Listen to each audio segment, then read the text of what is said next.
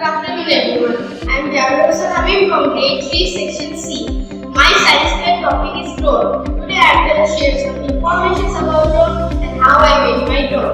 So let's start. Drone was first made by Abraham in 1935. It is developed for military missions that were too dangerous for humans. We have made a drone model that will give us a brief idea how the real drone works. The things I used to make my drone: battery, stop pipe, wires, wings, motor and tape. So now let's know how I made my drone. First I took a plastic pipe and joined the two motors. Then I attach wings on the two motors. Then I connect one wire with the two motors wire. Then I connect that wire with a power bank battery.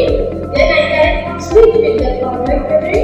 Then I put a weak pipe for the drone stability. Then when I will press the drone button, the motor will create a force and the force will help the drone to lift off. And thanks to my science village, this project. So let me show you how it works.